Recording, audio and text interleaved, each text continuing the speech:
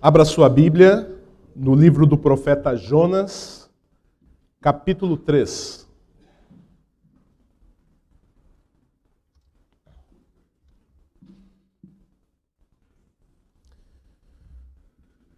Livro do profeta Jonas, capítulo 3. Eu peço a gentileza que você que está aqui no templo, você que está em casa, mantenha esse texto aberto no Jonas capítulo 3, enquanto há a exposição da palavra do Senhor. E os membros da igreja vão anotando tudo aí. Jonas capítulo 3, versos 1 e 2. Diz assim a palavra do Senhor, irmãos. Veio a palavra do Senhor segunda vez a Jonas, dizendo: Dispõe-te, vai à grande cidade de Nínive e proclama contra ela a mensagem que eu te digo. Até aqui, irmãos, oremos mais uma vez. Pai de amor, Pai Santo, como é bom, ó Deus, saber, ó Deus, que as verdades que aquilo que nós cantamos aqui, ó Deus, são realidades. Nosso Cristo Jesus, Ele morreu, mas Ele ressuscitou. Ele está vivo e Ele intercede por cada um de nós que somos parte do povo de Deus. Nós te louvamos por conta disso. Muito obrigado, Deus, pelo Teu Santo Espírito que dirige esse culto. Muito obrigado pela vida de cada pessoa que está aqui no templo, daqueles que nos acompanham pela internet. Nós clamamos a Ti nessa hora, Senhor, que em nome de Jesus, o Senhor fale ao nosso coração. O Senhor nos ensine, o Senhor nos exorte, o Senhor nos alimente espiritualmente. O Senhor transforme, ó Deus, as áreas da nossa vida que têm que ser transformadas por meio da pregação da Tua palavra. Fala ao Teu povo, ó Deus, ilumina a nossa mente e o nosso coração, para que possamos de fato entender a Tua palavra. Em nome de Jesus que nós oramos. Amém. Irmãos, como eu disse, nos últimos 2 sermões, a Bíblia é a revelação especial de Deus. Ou seja, por meio dela nós conhecemos os atributos de Deus, nós conhecemos as qualidades do Deus de Israel. E o livro de Jonas que nós estamos estudando, ele faz parte dessa revelação especial. Ele é um dos 66 livros que compõem, então, as Escrituras Sagradas. Sendo assim, irmãos, o personagem principal do livro de Jonas, como nós temos destacado, não é o grande peixe, que é citado 4 vezes. Também não é a grande cidade de Nínive, que é citada 8 vezes. Muito menos, né? Ou nem sequer o profeta Jonas, que é citada 18 vezes. O personagem principal do livro de Jonas é o Deus Criador, que é citado 36 vezes nesse livro. E esse Deus Todo-Poderoso, esse Deus onipotente, onisciente, esse Deus Criador de todo o universo, ele havia dado uma missão ao profeta Jonas. Você pode acompanhar ali no telão, se você quiser. Jonas, capítulo 1, verso 1 e 2, diz assim: Veio a palavra do Senhor a Jonas, filho de Amitai, dizendo: Dispõe-te, vai à grande cidade de Nínive e clama contra ela, porque a sua malícia subiu até mim. Então, irmãos, a ordem de Deus aqui, a Jonas, ela é muito clara. Vai até a cidade de Nínive e clama contra ela, e prega contra ela. Por quê?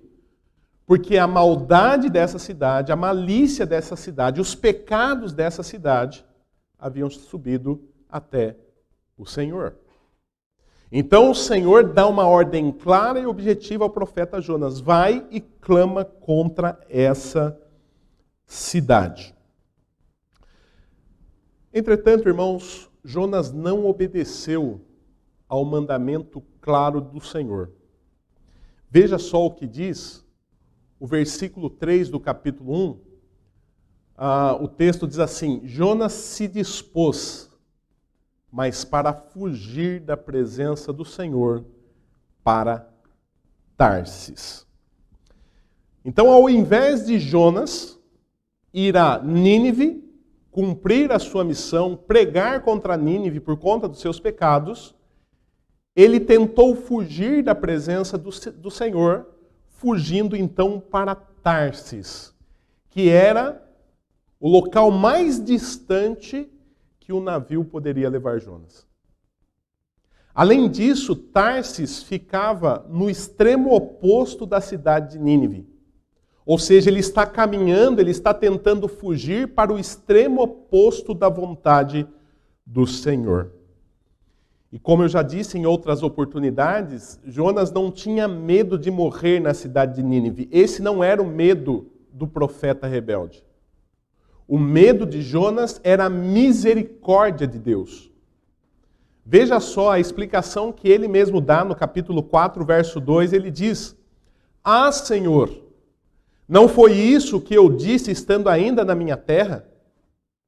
Por isso me adiantei, fugindo para Tarsis, pois sabia, olha o que ele sabia, que és Deus clemente e misericordioso, e tardio em irar-se, e grande em benignidade, e que te arrependes do mal. A cidade de Nínive era a capital da Síria, o grande império da época, que estava expandindo os seus territórios. E Jonas, então, ele tinha prazer, ele gostaria, ele queria que a cidade, então, de Nínive fosse destruída. Pois assim Israel, a sua nação, quanto ele tanto amava, aquela que ele tanto amava, não correria nenhum risco. E por isso, então, ele pega o navio e ele tenta fugir de Deus e da missão que Deus havia lhe dado. Mas é impossível fugir de Deus, irmãos. O Salmo 139, versos 7 a 10 diz: Para onde me ausentarei do teu espírito? Para onde fugirei da tua face? Se subo aos céus, lá estás. Se faço a minha cama no mais profundo abismo, lá estás também. Se tomo as asas da alvorada e me detenho no confins dos mares, como era o caso de Jonas, ainda lá me haverá de guiar a tua mão. Então esse Deus todo-poderoso, onipresente, ele encurrala Jonas. No primeiro capítulo nós vimos que Deus envia um vento forte que forma uma grande tempestade no mar, e o navio que Jonas estava tentando fugir então do Senhor, ele estava a ponto de naufragar. E nós vimos que isso aconteceu porque a natureza, a força da natureza, está submissa à autoridade de Deus. Ainda no capítulo 1, nós vimos que os marinheiros experientes, eles perceberam que aquela tempestade que eles estavam enfrentando não era algo normal. Era algo sobrenatural.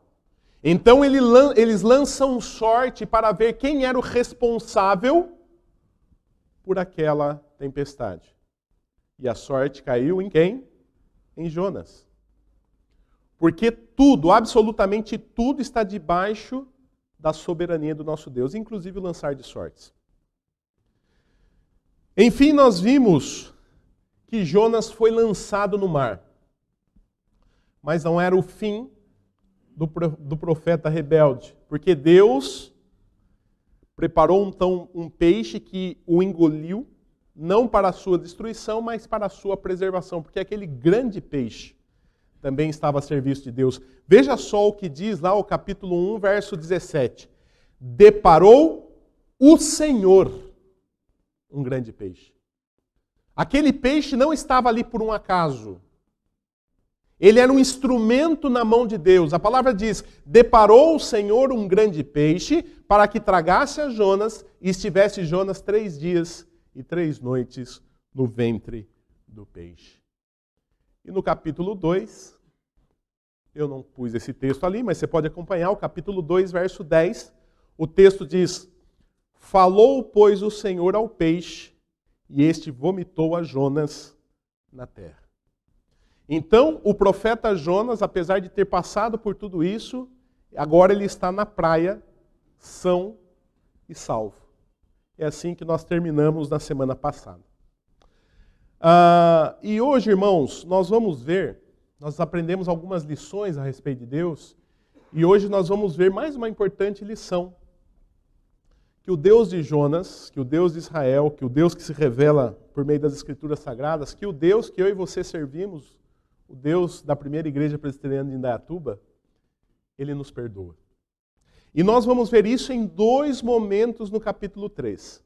Primeiro, deixa eu voltar lá, quando Deus perdoa Jonas e o manda pregar novamente em Nínive.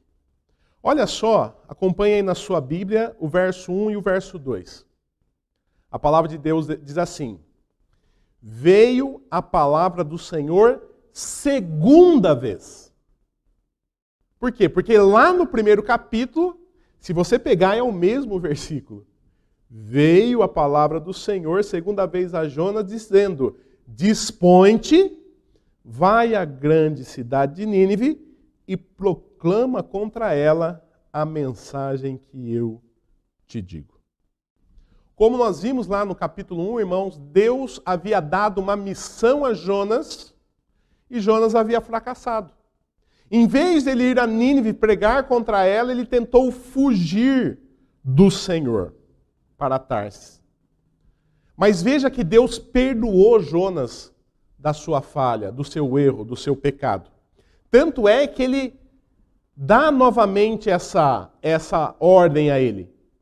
Ele diz no versículo 3, no capítulo 3, verso 1 e 2, veio a palavra do Senhor segunda vez a Jonas, dizendo: dispõe-te.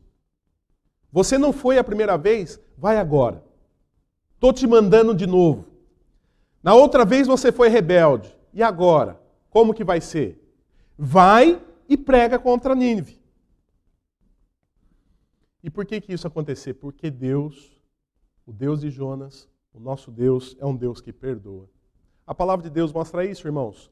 Miqueias, capítulo 7, versículo 18 e 19 diz: quem, ó Deus, é semelhante a ti, que perdoa as iniquidades e te esqueces da transgressão do restante da tua herança?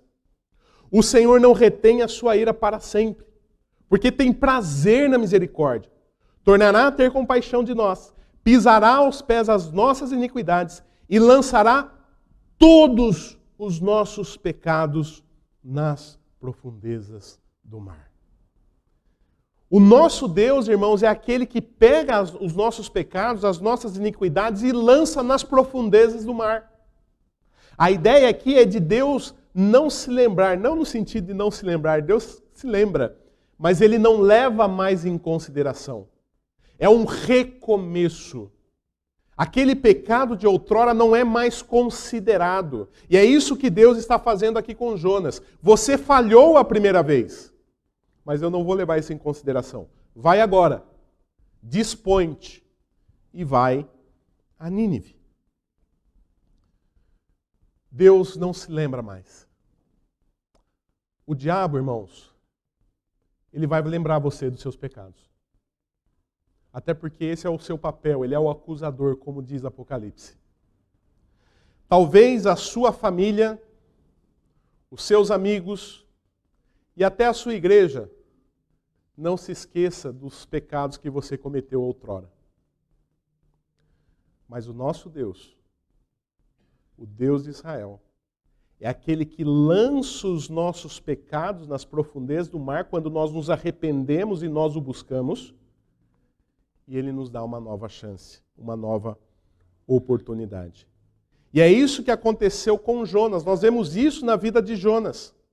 Deus perdoou o pecado de Jonas, tanto é que Ele manda Jonas novamente ir a Nínive.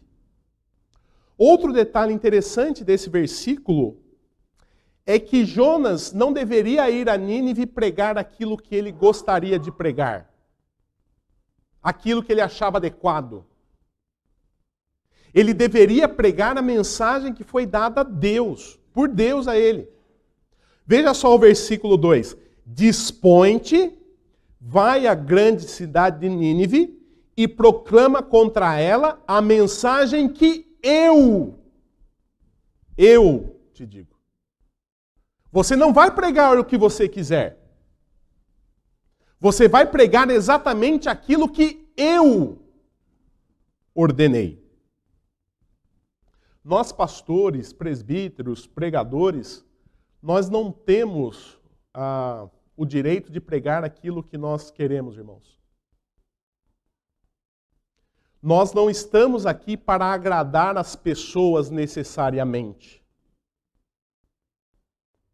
Nós estamos aqui para agradar a Deus, sendo fiel a Ele naquilo que Ele revela nas Escrituras Sagradas. Esse é o papel do pregador. E voltando aqui para o texto, nós vemos qual foi a reação de Jonas. Veja o versículo 3 e 4. O texto diz: levantou-se, pois, Jonas e foi a Nínive, segundo a palavra do Senhor. Ora, Nínive era cidade muito importante diante de Deus e de 3 dias para percorrê-la. Começou Jonas a percorrer a cidade caminho de um dia e pregava e dizia: ainda 40 dias e Nínive será subvertida. Dessa vez, irmãos, depois da lição que ele recebeu, ele se dispôs não a fugir de Deus como foi da primeira vez, mas a cumprir a missão do Senhor. E ele chega então em Nínive. E ele começa a clamar contra Nínive como Deus havia ordenado. E ele diz: daqui 40 dias, Nínive será destruída. Esse era o teor da mensagem, da pregação de Jonas. Daqui 40 dias, Nínive será destruída. Daqui 40 dias, Nínive será destruída. O pecado de vocês subiu até o Senhor e Deus executará juízo sobre vocês. Daqui 40 dias, vocês serão destruídos. Esse era o conteúdo da mensagem de Jonas. E a cidade de Nínive, irmãos, era grande. Demorava 3 dias para percorrê-la toda. E durante 3 dias, durante o primeiro dia pelo menos, a pregação de Jonas foi essa: daqui 40 dias, vocês serão destruídos. E o verso 5 diz o seguinte: os ninivitas creram em Deus e proclamaram um jejum, e vestiram-se de panos de saco, desde o maior até o menor. A dura pregação de Jonas, irmãos, começou a se espalhar de boca a boca. Veio um profeta do Senhor aqui dizendo que vai ser destruída a nossa cidade em 40 dias. E o povo então creu em Deus, creu na mensagem do profeta. E o povo então se humilhou diante do Senhor, jejuando e vestindo-se de panos de sacos. Veja aí o versículo 6. Chegou esta notícia ao rei de Nínive. Ele levantou-se do seu trono, tirou de si as vestes reais e cobriu-se de pano de saco e assentou-se sobre cinza. Até o rei de Nínive foi impactado então pela palavra pregada por Jonas. Ele trocou a sua roupa real, as suas vestes reais, por pano de saco. Ele trocou o seu trono imponente por um monte de cinza. Ele está se humilhando diante do Senhor. Ele está mostrando então a tristeza pelo pecado, o seu arrependimento. E não só isso. O rei fez um decreto, onde ele ordena 3 coisas nesse decreto. Primeiro, jejum e humilhação diante do Deus de Israel. O verso 7 diz: fez-se proclamar e divulgar no Nínive, por mandato do rei e seus grandes, nem homens, nem animais, nem bois, nem ovelhas provem coisa alguma, nem os levem ao pasto, nem bebam água, mas sejam cobertos de pano de saco, tanto os homens como os animais. Nós temos que nos humilhar diante do Senhor. O Senhor está irado contra nós. E o Senhor vai executar o seu juízo contra nós. Então vamos nos humilhar diante desse Deus. Esse é o primeiro item do edital do rei. Segundo item, orações. Continuando o texto aí, no versículo 8, parte B, ele diz: e clamarão fortemente a Deus. Vocês devem se vestir de pano de saco, vocês devem jejuar, mas vocês devem clamar. E não é de qualquer forma, fortemente, de maneira intensa a Deus. Terceiro item do decreto. Abandonar o pecado. O versículo continua: e se converterão cada um do seu mau caminho e da violência que há nas suas mãos. 3 itens. Humilhação, não é? Orações e abandonar o pecado. E qual que era a esperança que o rei tinha com essa ação? Verso 9. Quem sabe se voltará a Deus e se arrependerá, e se apartará do furor da sua ira, de sorte que não pereçamos. Essa era a esperança do rei. Que Deus tivesse misericórdia da cidade de Nínive, e que Deus perdoasse a cidade de Nínive, e que Deus não executasse o juízo que havia sido proclamado. Daqui 40 dias eu vou destruir essa cidade. Veja que interessante, irmãos, como o comportamento do rei é muito diferente de muitas pessoas hoje. Ele não exige nada de Deus. Quem sabe? Quem sabe com o nosso arrependimento, quem sabe com a mudança de vida, quem sabe com a nossa humilhação, Deus tem misericórdia de nós. Mas essa não é a obrigação de Deus. Quem sabe? Tão diferente de hoje, onde as pessoas decretam: Deus, eu não aceito. Deus, eu não quero. Deus, você tem que fazer isso. Cantam músicas absurdas, né? Restitui, eu quero de volta o que é meu. Você quer o inferno de volta? Porque é isso que você tinha. O rei simplesmente diz: quem sabe? Deus tem misericórdia de nós. Mas eu disse, irmãos, que a lição que nós vamos aprender hoje é que Deus perdoa os nossos pecados, e a gente vê isso num primeiro momento com a vida de Jonas. O profeta rebelde foi perdoado por Deus. Por isso, inclusive, que ele volta a pregar na cidade de Nínive. Mas nós vemos que o nosso Deus perdoa os pecados num segundo momento. Quando perdoa a nação de Nínive e não destrói a Nínive. Veja aí o versículo 10. Viu Deus o que fizeram, como se converteram do seu mau caminho, e Deus se arrependeu do mal que tinha dito lhes faria e não o fez. O texto diz que Deus viu o que fizeram. Irmãos, quando você peca, Deus te vê. Quando você está sozinho no seu quarto, Deus te vê.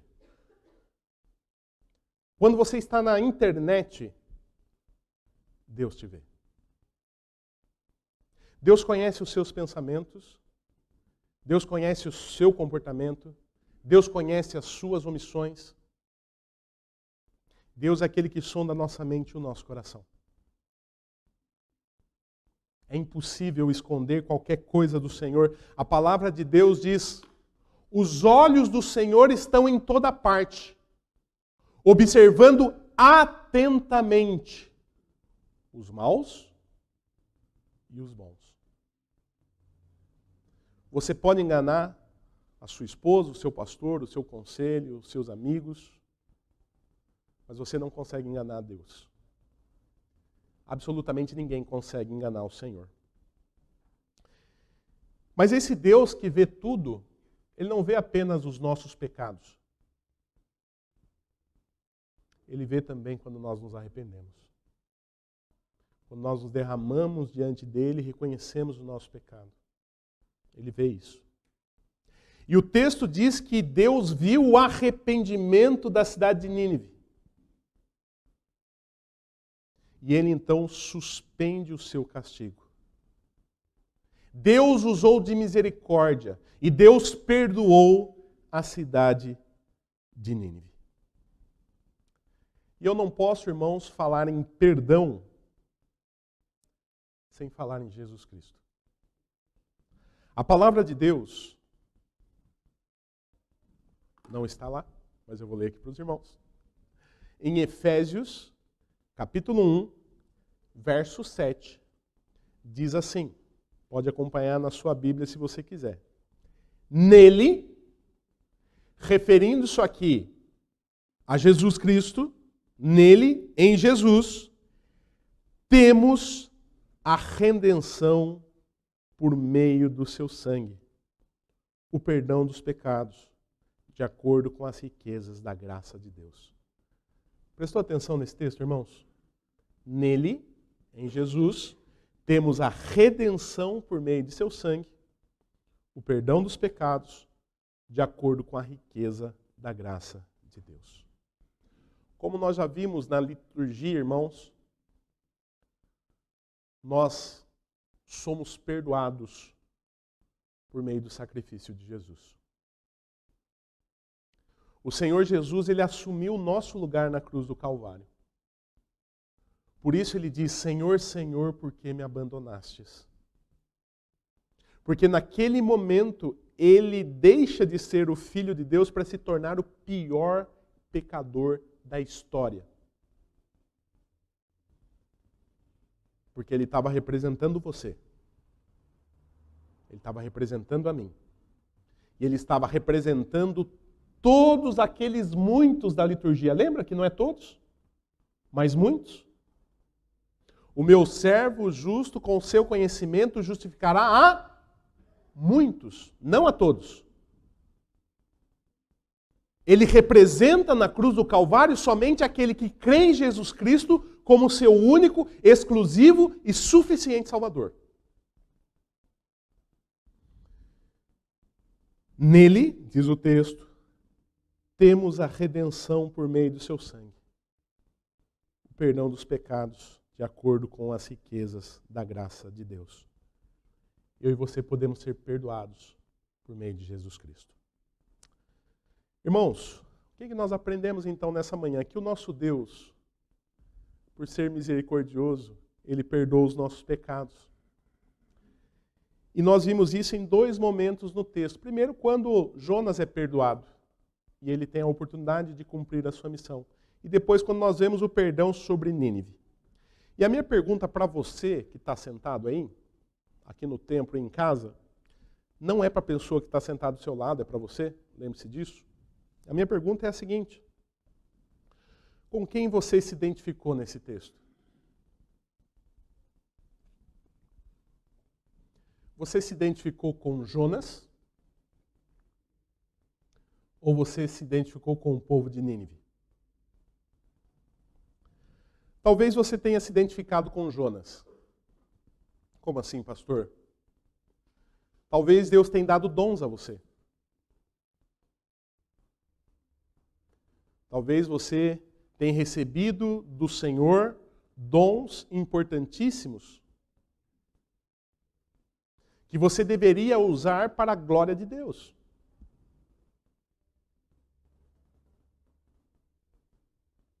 E talvez você não está fazendo isso. Talvez você, por qualquer motivo, na caso de Jonas, era o medo da misericórdia de Deus para com Nínive, mas talvez você, por algum outro motivo, não pregue o evangelho do Senhor ao seu vizinho. E dessa forma não está cumprindo aquilo que Deus determinou para você, de pregar o evangelho de Deus a todas as pessoas. Se você se identificou com Jonas, lembre-se, puxa vida, eu não estou cumprindo aquilo que o Senhor me deu, a missão que Deus me deu. Lembre-se, o seu Deus é um Deus misericordioso que perdoa os pecados. Se arrependa disso, peça perdão e volte para a sua missão, assim como fez Jonas. Mas talvez você se identificou com o povo de Nínive. Quem sabe você está dentro da igreja,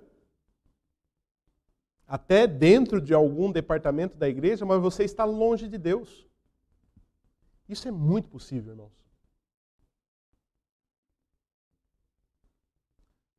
Quem sabe você é uma farsa.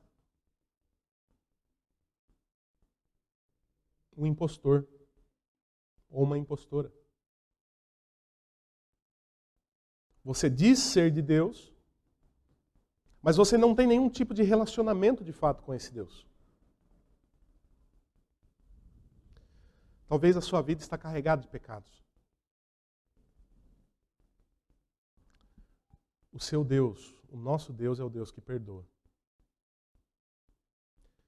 Se você se identifica com Nínive, reconheça os seus pecados. Se humilhe na presença de Deus. Confesse a Ele de fato os seus pecados. Mude de vida. Receba Jesus como seu Senhor e Salvador de fato. E seja perdoado pelo Deus misericordioso.